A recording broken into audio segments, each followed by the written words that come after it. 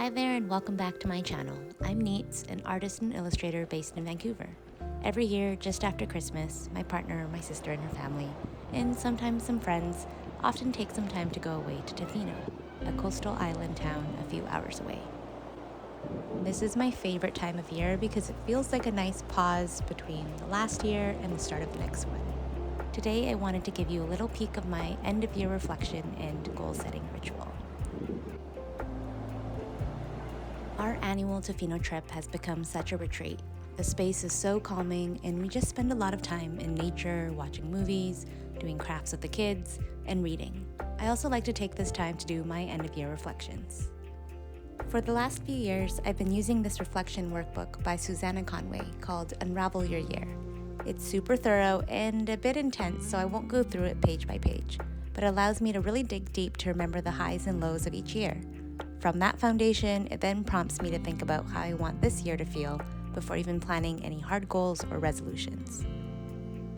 This year, I also worked through a reflection workbook made by a company called Innermade, which felt really gentle and light. I especially liked the page where it prompted me to think about the sensations I want to encourage for this year, things like smells, sounds, and tastes that provide comfort and delight.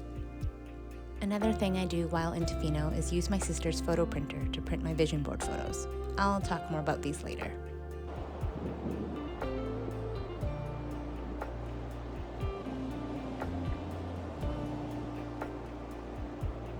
Once I get back home, it's time to start putting pen to paper. I try to make an activity out of it, romancing the moment and making it feel extra cozy. The first thing I do is make note of my word of the year. Susanna Conway also has a workbook for that, but I'll often just kind of meditate on it at the end of the last year, and then I just know what word I need to guide me through this new year. Throughout the previous year, I also make little notes of what would be nice to do the following year, that then potentially becomes my goals. At this point, I take note of these, and then I kind of cross-reference with the reflection sheets and PDFs I mentioned previously. I write it all out just to get really clear, sort it based on priority, nix ones that maybe don't resonate anymore, and do some reorganizing.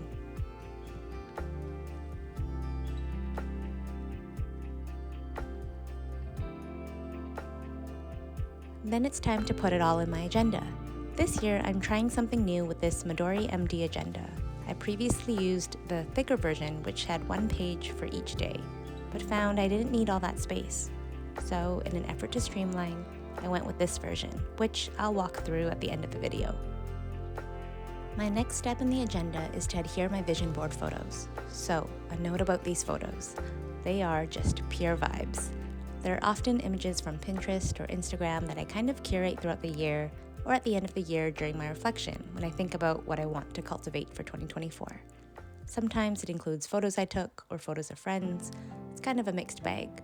It's basically a visual mood board for my life. I love this process, and I hate this printer so much. It's super slow and laggy and glitchy. It took me almost 4 hours just to print all of these photos, and I couldn't do anything else with my phone during that time. Yet, I had to constantly check up on it. It wasn't exactly a set it and forget it kind of situation. Anyway, enough with the negativity. I just wanted to say I don't recommend it, which is why I'm not linking it. But I'm going to see if I can find an alternative solution for next year. After the vision board has gone in, it's time to write out the dates. This might seem like such a tedious part, but I find it really rhythmic and soothing. The Midori books don't come dated, so this is a necessary step to make it a functioning agenda. I still prefer the Midori book over anything else because I hate the fluff of other agendas. Things like daily habit trackers or meal planning sections just take up space, and I prefer things to be pretty minimal.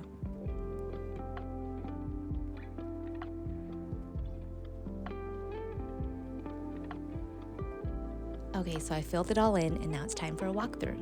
I put the agenda in this little notebook cover that I got from, I believe, the Daily Edit. There are some slots in the front and back to store things. Here are some photos of my dad that I need to scan for another project.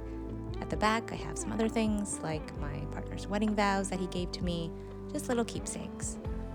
On the front page, I have my word of the year. This year, it's magic. Just giving myself permission to believe in dreaming big again, to feel like life has a sparkle, and to feel open to possibility. The last few years I felt really tight and restricted by the day-to-day realities, so I felt like I needed to be reminded of magic this year. On the side here, I just have some little sayings and reminders, stuff like allow myself to be seen and let it be easy. Flipping through, the first few pages are calendar pages. This is where I go through and do my doodle each day of what I want to remember. I also have a list of accomplishments and notable media, things like movies or podcasts that I've watched that I want to remember. Skipping through, we have more monthly pages and then some blank pages which I filled in with my manifesto. These are my big life dreams and big life feelings, kind of like my North Star to aim for. Then I have how I want to feel as I move through each day, my daily, weekly, and monthly habits I want to cultivate. A lot of this is stuff I already do or have brought back from last year, but the practice of writing it out is just a nice reminder. There are a few new things, like getting creative with my outfits and recording YouTube videos each month. On the other side of the page are some metrics, aka some ways that I can sort of check in to see if I'm living the year I intended. Things like spending time in our outdoor space, actually getting to enjoy the holiday season rather than stressing, having time for Halloween movie marathon. Just because I love Halloween and didn't get to properly celebrate it last year. Moving on, I've plotted out my main goals into a month-by-month breakdown. I have my main focus of the year, get an agent, get a book deal, as well as some overarching goals for the year with no set timeline. I want to be the artist for the BC Library's Kids Summer Reading Club in 2025 because they pick the artist for next year this year, possibly offer commissions, and maybe start sign language classes. Then for each month, I've kind of split up the goals so that no one month is super intensive. I started the goals in March because I know that January and February will be super busy, so they're basically write-offs. As you can see, a lot of these goals are fun goals or small goals, like reading a certain book or starting a side project. Then I just wanted to show you kind of how I broke down each page. As I mentioned, the previous Midori Agenda I had was a little bit too much space because it actually broke down the page by hours. I found that I didn't need all of that space since I've streamlined my work to kind of focus on just a few things each day. So I have on the left-hand side my to-do list and appointments, and then on the right-hand side is space for my daily gratitude practice. Then there's some space for kind of weekly tasks with no set date. I'm working on color coding with more pen colors because it's all a bit boring right now.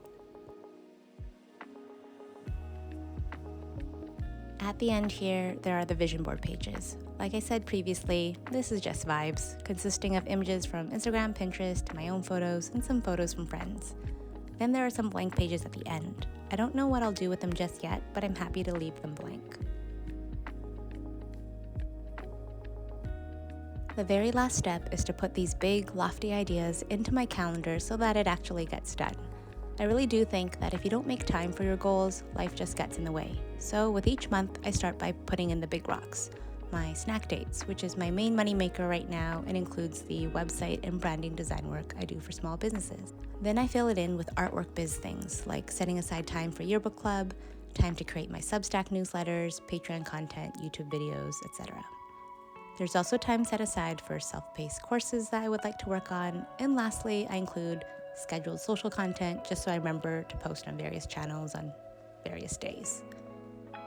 I also will schedule things like look into ASL classes, since that was one of my goals this year. Moving into the next month, you'd see the same big rocks, except in April, I have left space to do artwork for an art show that I want to put on this year, another one of my big goals. There's also a potential vacation, although I'm waiting for a friend to confirm that. You'll see I have scheduled the rest of the year like this, so there's no question as to what I'm doing each day. I know this is all a bit intense and not for everyone, but it helps me feel grounded, and as someone who's been self-employed for 10 years, I need the structure to thrive. And that's it. Any questions, anything you want to see, let me know in the comments below.